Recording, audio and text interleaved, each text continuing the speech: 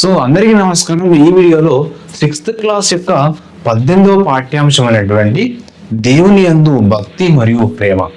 So వివిధ రకాల మతాలు వారి యొక్క ఆ మత ఆచారాలు ఆధారమైనటువంటి దేవుని యొక్క అంశాల గురించి ఈ యొక్క వీడియోలో మాట్లాడుకుంటాము. మరియు మొదటగా హిందూ మతం. సో హిందూ మతము వైదిక మతం అంటాం. హిందూ మతాన్ని వైదిక మతం అంటాం. సో ప్రపంచంలోనే సో ఈ హిందూ మతం కూడా చాలా ప్రఖ్యాతి పొందింది. మరియు ఈ హిందూ మతంలో ఉన్నటువంటి ప్రధాన అంశాల గురించి మాట్లాడతాం. సో ఇక్కడ 1000 సంవత్సరం తర్వాత, అంటే 1000 సంవత్సరం తర్వాత హిందూ మతం అనే వాడుకలో వచ్చింది. క్రీస్తకము 1000 సంవత్సరాల తర్వాత హిందూ మతం అనే వాడుకలో వచ్చింది. ఇందులో 500 సంవత్సరాల పూర్వము కొన్ని ముఖ్య లక్షణాలు అందులో శివుడు, విష్ణువు, అంటే దుర్గా వంటి దేవతలను, సో ఈ యొక్క అంశాల గురించి మనకు పూర్వమే కొన్ని యొక్క ఈ దేవతల గురించి చెప్పడం జరిగింది. ఇందులో ఇక్కడ వైదిక మతం అంటే పురాణాలు ఇతిహాసాలు అనేక అంశాల ఆధారంగా, అంటే దీనిలో ఉన్నటువంటి రామాయణము మహాభారతంలో కూడా, వేదాలు, ఈ వేదాలలో కూడా వేదాంగాలలో కూడా ఈ యొక్క హిందూ మతాన్ని గురించి సో తెలపడం జరిగింది. పూర్వకాలంలో హిందూ మత ఆచారాలు, వాటి విధానాల గురించి తెలపడం జరిగింది. సో ఇక్కడ మనకి ఇంపార్టెంట్ అంశం ఏంటంటే విదిశ అనేటువంటిది. సో విదిశ అనేటువంటి ఇక్కడ శివలింగము, మరి మధ్యప్రదేశ్ రాష్ట్రంలో ఉంది. ఏ రాష్ట్రంలో సరే అడుగుతారు. విదిశ అనేటువంటి శివలింగము ఏ రాష్ట్రంలో? మధ్యప్రదేశ్ లో ఉంది. సో 400 సంవత్సరాల క్రితం నాటిది, 400 సంవత్సరాల కాలంలో, అంటే 400 years కాలంలో దాన్ని ఏర్పాటు చేయడం జరిగింది. శివలింగాన్ని పూర్వం కాదు, 400 సంవత్సరాల క్రితం. నెక్స్ట్ వేదాలు. సో మనకు ఈ హిందూ మతం గురించి ప్రధానంగా తెలిపేది వేదాలు. అంటే ఈ వేదాలు, వేదాంగాలు, ఉపనిషత్తులు, ఉపనిషత్తులు, రామాయణము, మహాభారతం మరియు భగవద్గీత, పురాణాలు, ఇవన్నీ కూడా ఈ హిందూ మతం గురించి తెలియజేస్తాయి. అంటే సో హిందువుల యొక్క పవిత్ర గ్రంథం ఏంటంటే భగవద్గీత. హిందూ మతం యొక్క పవిత్ర గ్రంథం ఇది భగవద్గీత. కాబట్టి ఈ యొక్క ఉపనిషత్తులు, రామాయణం, మహాభారతం, వేదాలన్నీ కూడా వీటి గురించి తెలియజేస్తూ ఉంటుంది. సో భాగవతులు, శైవులు అంశంలో ముఖ్యంగా ఈ భాగవతులలో, అంటే భగవంతుడు ప్రధాన భగవంతుడు ఎవరు అంటే విష్ణు అని చెప్తా ఉంటారు. అంటే నారాయణమూర్తి, విష్ణుమూర్తి అని. సో అందుకనే విష్ణువును పరమాత్మ అంటారు. సో ఇక్కడ ఈ లోకాన్ని ఏలేటి వాడ అన్నట్టు ఆ విధంగా పరమాత్మ, విష్ణు అని పిలుస్తూ ఉంటాం. మరి విష్ణువు వివిధ రూపాలలో ఈ యొక్క భూమిపైకి వివిధ రూపాలలో వచ్చినట్టుగా మనకు కథలు చెప్తా ఉంటాయి, పురాణాలు చెప్తా ఉన్నాయి. రామాయణం, మహాభారతం చెప్తా ఉంటుంది.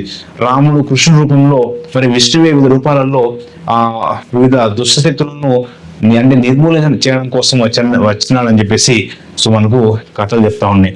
మరి ఇక్కడ ముఖ్యంగా ఈ హిందూ మతంలో ప్రధానంగా కనిపించేది ఇక్కడ ఎవరు సరే విష్ణువు, మహాశివుడు అనే అంశాలు బాగా కనిపిస్తూ ఉంటాయి. మరి ఇక్కడ బలరాముడు మరియు కృష్ణుల యొక్క ఊహా చిత్రాలు కూడా క్రీస్తు క్రితం, అంటే ఎప్పుడు ఎన్ని సంవత్సరాల క్రితం అంటే 2200 సంవత్సరాల క్రితము ఈ ఊహా చిత్రాలు గీశారు. ఎవరో బలరాముడు, కృష్ణు యొక్క ఊహా చిత్రాలు ఎప్పుడు గీశారు? 2200 సంవత్సరాల క్రితము గీయడం జరిగింది. మరి బలరాముడు యొక్క ఆయుధం ఏముంది ఇక్కడ? నాగలి. సో ముసల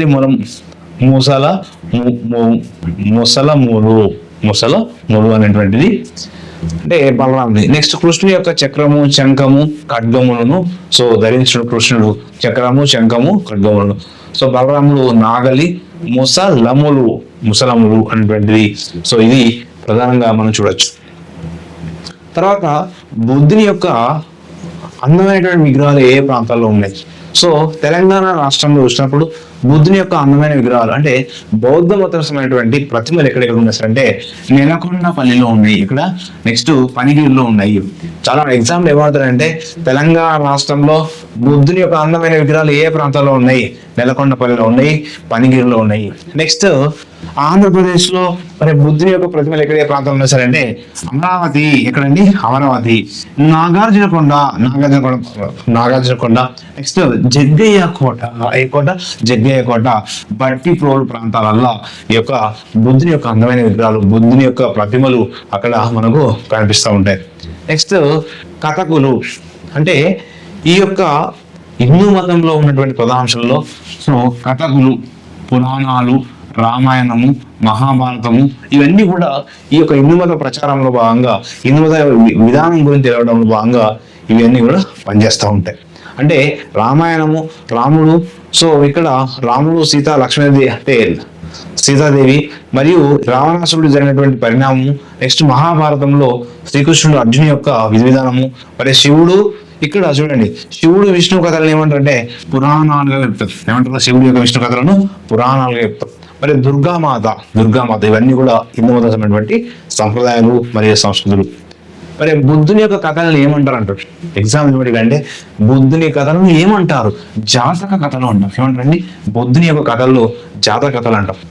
సో భగవంతుని పట్ల ప్రేమ, భక్తి ఎప్పుడు స్టార్ట్ అయ్యించాలంటే, సో 550 సంవత్సరంలో తమిళనాడులోని భక్తి ఉద్యమం ప్రారంభించారు. అడుగుతారు, ఏ సంవత్సరం అంటే 550 ఇయర్లోని తమిళనాడులోని భక్తి ఉద్యమం ప్రారంభమైంది. ముఖ్యంగా మరి శివుణ్ణి ఆరాధించడం, విష్ణువుని ఆరాధించడం ప్రధానంగా, సో ప్రధాన దైవాలుగా అక్కడ ఆరాధన చేయడం జరిగింది. అంటే ఈ శివుని ఆరాధించడంలో, విష్ణువుని ఆరాధించడంలో ప్రధాన టెంపుల్ చూసినట్లయితే, సో ఇక్కడ తిరుమల, సో తిరుపతి, నెక్స్ట్ శ్రీకాళహస్తి అనేది ఈ యొక్క ప్రధాన దేవాలయాల్లో ఈ యొక్క దేవులను బాగా సో ఆరాధన చేయడం అనేది జరుగుతూ ఉంది. నెక్స్ట్ వచ్చేసి ఇక్కడ ఆల్వార్లు అనే వాళ్ళు ఎవరు సార్ అంటే, ఎగ్జామ్లో దీని మీద క్వశ్చన్ అడుగుతారండి. ఆల్వార్లు ఎవరిని పూజిస్తారు అంటే విష్ణు భక్తులని ఆల్వార్లు అంటాము. ఏముంటామండి? విష్ణు భక్తులను ఆల్వార్లు అంటాము. మరి ఆల్వార్లు ఎంత ఉంచారంటే 12 మంది ప్రధాన విష్ణు భక్తులను ఆల్వార్లు అంటాం. ఈ ఆల్వార్లు విష్ణువును పూజిస్తారు. నెక్స్ట్ ఇందులో ప్రధానంగా అంటే పెరియార్లు, నెక్స్ట్ నమ్మనార్లు. మరి పెరియార్ యొక్క కుమార్తె అయినటువంటి ఆండాల్ అడుగుతుంది. పెరియార్ యొక్క కుమార్తె ఎవరు? ఆండాల్. ఇక్కడ మరి విష్ణు ప్రధాన ఆలవారంలో మీకు గుర్తున్నదంటే ఏంటంటే, సో అవి అని గుర్తుపెట్టుకోండి. అవి అంటే ఇక్కడ ఆల్వార్లు విష్ణువుని పూజిస్తారు. కాబట్టి ఇక్కడ పాట, తండ్రివి నీవే పరమాత్మ విష్ణువా, తండ్రివి నీవే పరమాత్మ అంటే ఇక్కడ ఈ విష్ణుదేవుని పైన ఆల్వార్లు పాటలు పాడడం జరిగింది. నెక్స్ట్ వచ్చేసి, సో మరి ఇక్కడ నయనారులు అంటే ఏంటంటే 63 మంది శివభక్తులు, ప్రధాన శివభక్తులు అంటే ఈ యొక్క నయనారులు. సో అక్కడ నశై అని గుర్తుపెట్టుకోండి. నశై అంటే ఏంటంటే నశి అని పెట్టుకోండి. కాబట్టి ఏంటంటే నయనారులు అంటే శివభక్తులు. సో ముఖ్యంగా ఈ యొక్క నయనారులలో ప్రధాన భక్తులు కన్నప్ప, నందనార్, పుల్లయ్య, వీళ్ళందరూ కూడా నిమ్న జాతి వాళ్ళు. సో ఏ జాతి వాళ్ళు? వీళ్ళు నిమ్న జాతి వాళ్ళు అయినప్పటికీ కూడా సో ఈ యొక్క దేవుణ్ణి పూజించడంలో, వారికి ఆరాధన చేయడంలో వాళ్ళకి పాత్ర ఇవ్వడం జరిగింది. సో అప్పార మణిక్క వాచకర్ కూడా ఈ యొక్క అంటే శివుని యొక్క ఆరాధన చేయడం. నెక్స్ట్ సో కరెక్లమ్మ, నెక్స్ట్ అమ్మయార్ స్త్రీలు. ఇక్కడ వీళ్ళు ముఖ్యంగా కరెక్లమ్మ మరియు అమ్మ యార్ అనేటువంటి ఇద్దరు స్త్రీలు కూడా ఈ నయనారులో ఉన్నటువంటి ప్రధాన మహిళా భక్తురాలు. అప్పారు, మణిక్క వాచకర్ వీళ్ళు ఎక్కువగా పాటలు రాస్తారు. అప్పారు శివుని పైన పాటలు పాడడం జరుగుతుంది. మణిక్క వాచకర్ కూడా సో శివుని మీద అనేక పాటలు రాయడం జరిగింది. అందులో సో అప్పారు రాసినటువంటి భయము లేదు మాకు ఏ రాజైనా, భయము లేదు మాకు ఏ రాజైనా అనేటువంటి పాట అప్పారు పాడడం జరుగుతుంది. పరమశివ నిన్ను భుజింపుదును అని మణిక్క వాచకరు ఈ విధంగా తన యొక్క పాటల రూపంలో మరి వీళ్ళు నయనాలలో భాగంగా వీళ్ళు పాటలు పాడడం జరుగుతుంది. నెక్స్ట్ క్రైస్తవ మతం. మరి క్రైస్తవ మత సాగుడు అంటే మనము ఏస్క్రిస్ అంటాం. ఇక్కడ సెయింట్ థామస్ చర్చ్ అనేది చెన్నైలో, అంటే తమిళనాడు రాష్ట్రంలోని, ఏ రాష్ట్రం సరే అంటే తమిళనాడు రాష్ట్రంలోని 1523 సంవత్సరంలో మరి ఈ యొక్క సెయింట్ థామస్ చర్చిను నిర్మించారు. ఇది ఎవరి రాకతో సార్ అంటే 2000 సంవత్సరాల క్రితము భారతదేశానికి వచ్చినటువంటి సెయింట్ థామస్ అనేటువంటి వ్యక్తి పేరు మీదనే ఈ సెయింట్ థామస్ చర్చ్ నిర్మించారు, చెన్నైలో నిర్మించారు. ఈ సెయింట్ థామస్ అవుతారు అంటే దక్షిణ భారతదేశంలో క్రైస్తవ మతాన్ని ప్రచారం చేసినటువంటి యేసుక్రీస్తు యొక్క శిష్యుడు. సెయింట్ థామస్ అవుతారు అంటే యేసుక్రీస్తు యొక్క శిష్యుడు. దక్షిణ భారతదేశంలో సో క్రైస్తవ మతాన్ని ప్రచారం చేసిన వ్యక్తి Saint Thomas. Saint Thomas church ఎక్కడ ఉంది? చెన్నైలో ఉంది. ఏ సంవత్సరంలో నిర్మించారు? 1523 సంవత్సరంలో. నెక్స్ట్ క్రైస్తవ మతం అని యేసుక్రీస్తు పేరు మీదనే ఈ యొక్క క్రైస్తవ మతం పేరు అనేది మామూలుగా మనం చెప్పొచ్చు స్థాపించారు. అంటే క్రైస్తవం స్థాపించిన వారు ఎవరంటే యేసుక్రీస్తు పేరు మీదనే స్థాపించడం జరిగింది. ఇది ముఖ్యంగా 2000 సంవత్సరాల క్రితం ఇజ్రాయెల్ దేశంలోని జెరూసలేంలో దగ్గరలో ఉన్నటువంటి సో ఇక్కడ బెత్లెహేమ్ దగ్గర యేసుక్రీస్తు జన్మించాడు. బెత్లెహేమ్ దగ్గర యేసుక్రీస్తు జన్మించాడు. సో కాబట్టి యేసుక్రీస్తు ముఖ్యంగా క్రైస్తవ స్థాపకుడు ఎవరంటే యేసుక్రీస్తు. ఈయన ప్రపంచ జీవులను శాంతివంతంగా ప్రపంచమంతా కూడా సో శాంతివంతంగా ఉండాలి, అందరిని ప్రేమించాలి.